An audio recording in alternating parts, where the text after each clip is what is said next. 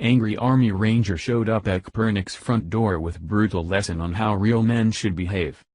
Third-string quarterback Colin Kaepernick hasn't been able to land a job this season and now spends all his free time being a professional victim.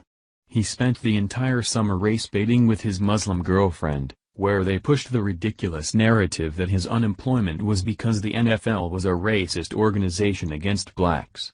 Several days ago Kaepernick's whining became even more outlandish, where he filed a formal complaint against President Trump and the 32 NFL teams, where he's accusing them of colluding together to keep him from playing ball.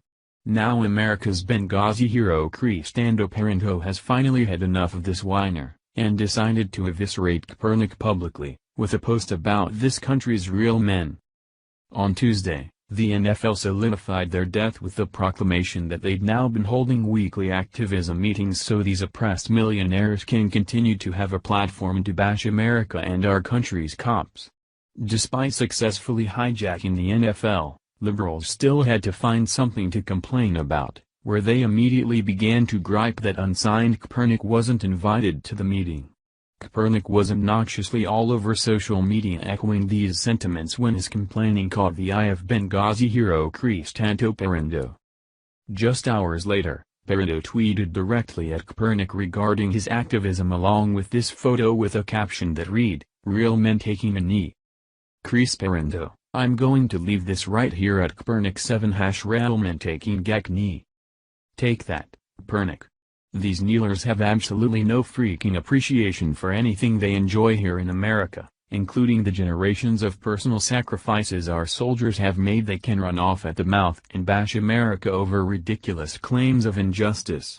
If there's any injustice that needs to be investigated, it's Obama and Hillary's scandal where they left our men in Benghazi to rot so Obama's re-election chances could be preserved, since at the time of Benghazi, Obama was busy pushing the false narrative that Al-Qaeda was on the run."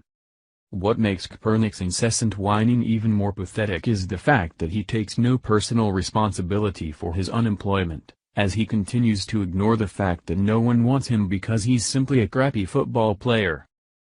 Over the weekend, Kaepernick lawyered up and filed a grievance against the NFL and President Trump, claiming that there's a massive conspiracy between the 32 NFL teams and Trump to keep him off the field. Despite leading the 49ers to a historic franchise loss last year, Kaepernick amazingly still believes there's a rampant conspiracy between President Trump and 32 NFL teams to keep him off the field. The Daily Wire reported.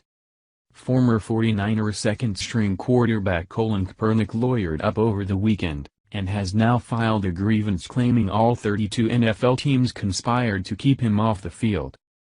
Kaepernick, and his attorney, celebrity lawyer Mark Geragos, say that all 32 team owners conspired together to deny him a spot in professional football, even though Kaepernick walked away from the one-year option on his contract with the 49ers, and hasn't been an asset to any football team since 2013.